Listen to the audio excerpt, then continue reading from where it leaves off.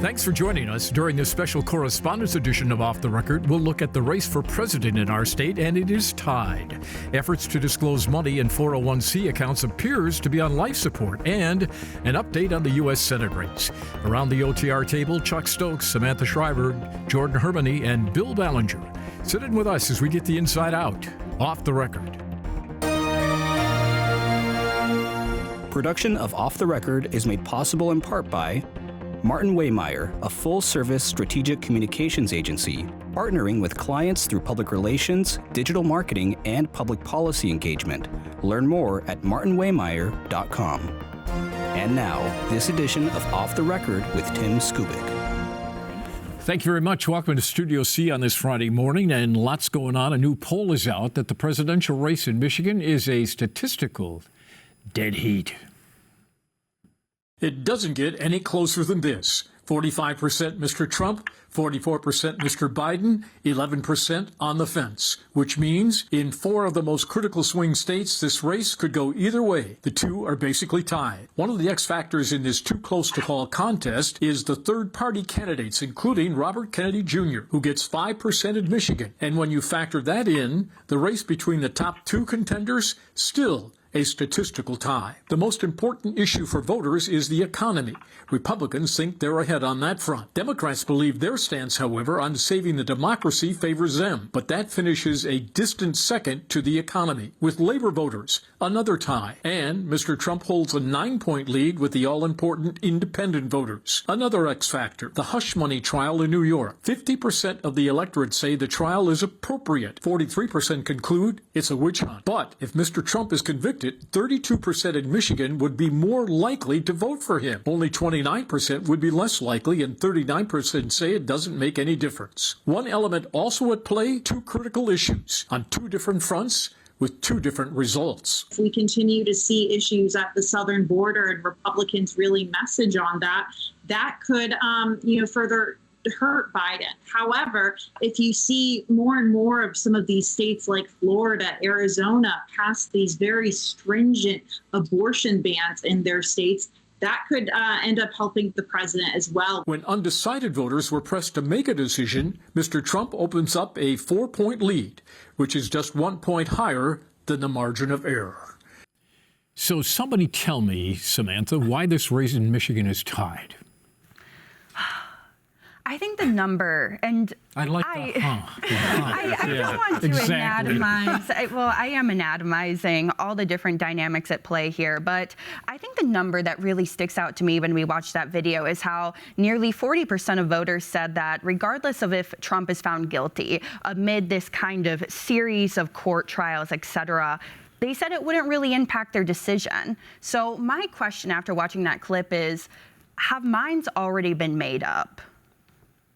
Yes, frankly. I mean, if you have almost half of the people that you're surveying saying it doesn't matter if a court of law, if a jury of his peers finds him guilty, I already know I'm going to vote for him for president. And at that point, if that is the litmus, if that is the line and you say, no, I'm fine with crossing over that, in my mind, there's nothing that Trump could do to lose those individuals, which is pretty much an uphill battle for the Biden campaign. I mean, how do you continue to court voters or maybe draw away those RFK individuals, those people who might go third party, when you know that your opponent has individuals who are willing to vote for him, regardless of if he's found guilty in a court of law? You know, I think what it says is that the majority of people aren't wild about either one of these candidates for a multitude of reasons. And we know one thing for sure. The undecideds are going to decide this election on all different levels. The undecided vote is huge, and how they're going to crack down as we get close to November, we'll just have to wait and see. There are all sorts of issues, whether it's the economy, whether it's democracy, health care. We saw some of those numbers. 39% say it's the economy, and only about 8% are saying it's democracy. Yeah. I just have a funny feeling people aren't being totally truthful to post. Goodness gracious. Oh, let me write that down. People lying to pollsters. What else is new building? Well, I'll just say, actually, Biden is doing less poorly in Michigan than he is in the other 6 states. Yes. This poll covered 7 states altogether. He's virtually tied, 1 point difference. I mean, some of the other states, it's like 4%, even one, I think, maybe North Carolina, 7%. So what's astounding to me is that Trump is ahead in all of these states. I mean, yes, it's extremely close. But there are all sorts of factors here in Michigan, the RFK factor, but don't forget Jill Stein and Cornel West. Those take completely away from Joe Biden. And Jill Stein, on the ballot in 2016, helped cost Hillary Clinton Michigan. Yes, but and it can happen again. But the latest wrinkle is the Kennedy thing is taking more away from Trump, it looks like, yes? Well, in Michigan, it's about even. In some of the other states, there's evidence both ways. But let's say it's a wash. And actually, that's what most people are thinking it is right now. Well, RFK. Trump is not thinking that. He's going after Kennedy. He's going after, but the Biden people are really after getting RFK off the ballot. But again, if that's tied and that's a wash, even though it's a substantial percentage of the electorate, Jill Stein and Cornel West, 3% between them, that can make the difference in Michigan. I additionally want to know that what is the Biden camp thinking when they look at these numbers? What are they going to do to improve Biden's capacity to connect with these individual voters, especially the undecided purple voter of Michigan? And I can't help but think about 1 week in March, okay, where you had Donald Trump come to Michigan, come to Grand Rapids fairly quickly to talk about the subject of immigration following the death of Ruby Garcia in Grand Rapids. Meanwhile, Biden had some of events, but he wasn't actually there to speak at them. He was using surrogates. He was using UAW President Sean Fain. He had U.S. Energy Secretary Jennifer Granholm, Acting Labor Director Julie Su. And I can't help but wonder when individual voters look at this use of a surrogacy-led campaign, does that make them continue to further question Joe Biden's cognitive capacity to run for president successly? I mean, it's a double-edged sword, right? You bring up the cognitive capacity thing that people have talked about a lot. His sort of stuttering, his it seems inability to string sentences together sometimes on the right, especially that's how that's being panned. But so keeping him out of the spotlight could serve more good in their mind. I mean, you look at these polling numbers too. Whitmer's polling ahead of Biden. Almost 50% of Michigan voters approve of Whitmer. The other day she was in Flint hosting a roundtable on abortion, which is another issue that Democrats are again hoping to plant their flag in, like they did in 2022. They have individuals like her who are polling well on behalf of Biden. There is, wisdom to suggest that you're much more likely to come on in if you are believing in another politician who then believes in, this politician that could, for some, I'm not saying for all, be something that brings them over the edge or something that continues to solidify them to go for Biden. As the surrogates are popular. Yes, I agree with you. They got to be strong. They have to be popular. They have to be notable. I mean, I don't know how many individuals are really hinging their vote on acting labor secretaries' endorsements that's not of. work. Yeah, exactly. Even with Governor Whitmer having her fight, do I say fight like heck, or am I allowed to use the other word? You can. Yeah, she has her. Do you have counsel? She has her pack zooming in on abortion and reproductive issues, and people are going to those events, and she's talking about Biden, but she's also talking about how the abortion issue has played in the state of Michigan. But I also wonder, does that increase the lack of enthusiasm for Biden? That people say, I voted for Biden in 2020 hoping that he would just be a one-term transitional president, and here I am having some of these candidates, some of these political leaders who I would love to explore, but they're not the ones running. Instead, it's Biden. I think part of the White House strategy is be very careful about when you're bringing Biden out, because of the age and all, the energy and all those things. I think they're using the surrogates because some of these surrogates are much more in tune to the electorate and will excite more people to get out, whether it's Obama or down the line. But I think they're going to roll Biden out. I mean, we already see signs of it. He's coming to Detroit. He's going to be the main speaker at the largest sit-down dinner in the history of this country. He's going to Morehouse at the NAACP, and with Reverend Wendell Anthony, who I'm sure is going to give him the longest introduction that any minister has ever given. And prayer. And prayer. He's going to Morehouse College, the seat of where Martin Luther King was educated, my alma mater. That's strategically planned to be able to address protest and civil rights. There's already alumni letters that's gone out to all alumni saying we welcome him coming. Protest is important. It's part of the history of this university, but we also recognize this is a day for our proud graduates. We can do both. We can agree to disagree. Now, how he uses those platforms is going to be the key. Right, so the question is, do governors have coattails? I cannot remember a Michigan governor coattailing anybody into the White House. I don't think, even if Whitmer is popular, and I think she would be a good surrogate for Biden here in Michigan, she's not going to pull him across the finish line, in my opinion. Although people are saying that's exactly what she needs to do. People who wish her well in her future ambitions would perhaps suggest that, but I don't think she's either going to be able to accomplish that in terms of helping Biden, and whether it helps her in the future, we'll wait and see. Well, it's tied, and this is early. I mean, you got to say on all this polling data, which why we have to give credit to Emerson College, The Hill, and to Next Star Broadcasting for doing the poll. But this stuff is going to change 6 ways from Sunday, and who knows what happens next. If they get a peace settlement in the Middle East, does that change everything? Huh? It could. It could. You know, honestly, though, if 4 years ago people said we'd be in this situation today, that Donald Trump, with everything facing him in litigation over the next 4 years, which has happened and is ongoing now, would be in this position, leading in these 7 battleground states with everything that's going on, it's just kind of hard to believe. Well, it underscores again Mr. Trump's resiliency with his base, as you suggest. I remember after the Hollywood bus story broke, remember there were Republicans in this state that said he's done.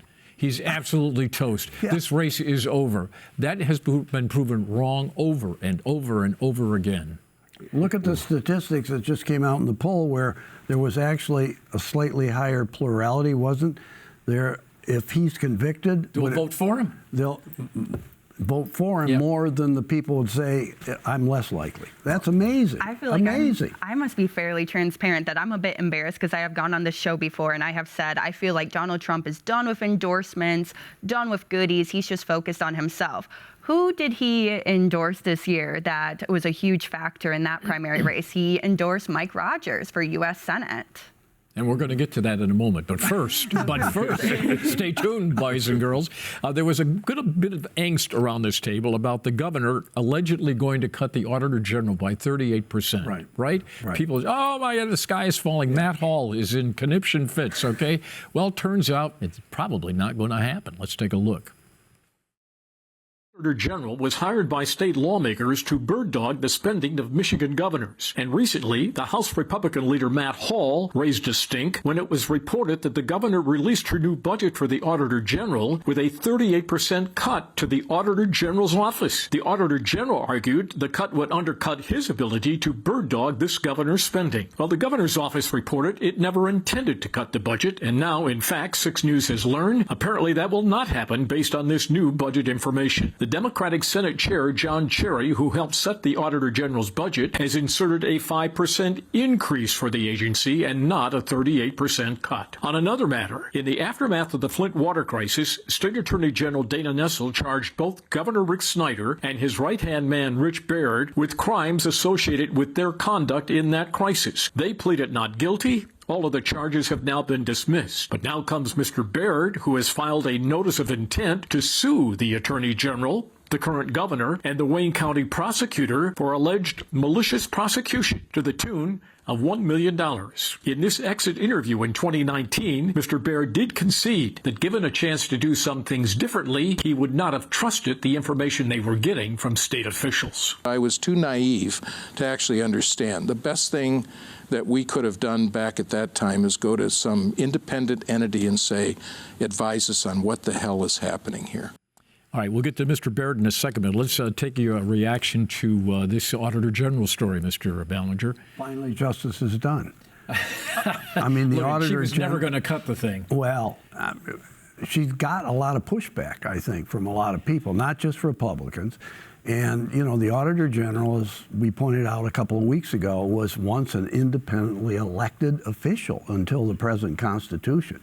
And it's supposedly nonpartisan. Now, the Democrats behind the scenes have been pushing back on this narrative that we're beating up on the Auditor General, saying, well, he's a different kind of Auditor General. He's a Republican hack. And so they pushed back, but it didn't work. And John Cherry stepped in, and a 5% increase, and that's probably what it should be. I was amazed that when this story first broke that the governor's office didn't offer the explanation up front, which was we had to put a number in the budget as a placeholder, which means we're open to negotiations. Was that an unforced error?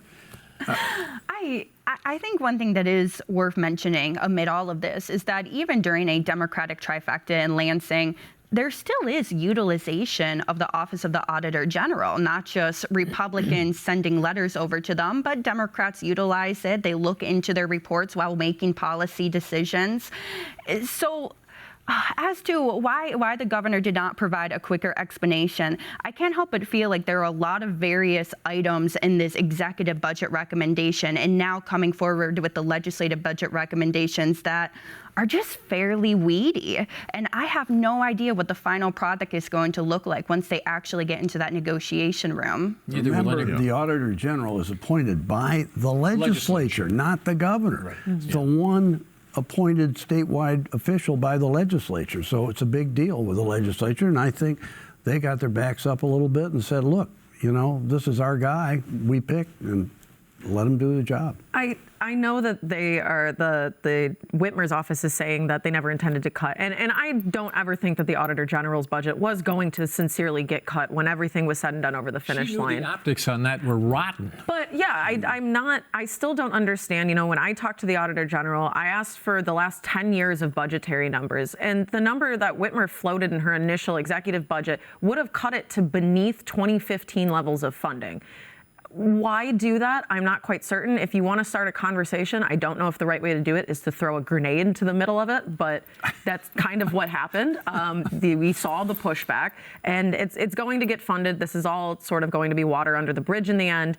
But yeah, I guess I'm not quite certain why even start the conversation that way when if you wanted to have a negotiation, then maybe propose a 1% decrease instead of a 38% decrease. But don't you think it obviously wasn't successful, but don't you think originally the intent partly on Whitmer's part was to send a message and saying this office has gotten a little bit too partisan for our taste, and we're going to send a message and let you know that if you don't clean up your act, I have ways of being able to do it. It backfired, but I think the message was still sent. And I don't know if I buy that, though, because, you know, we talk about all of those audits that, for instance, there was the audit of the 2020 voter rolls. That vindicated Democrats. That said, yeah, you know what? 99.9% of people who voted in 2020 were living, breathing Michiganders. And when we did see the dead individuals vote, it was people who mostly turned in absentee ballots and then happened to pass away before Election Day.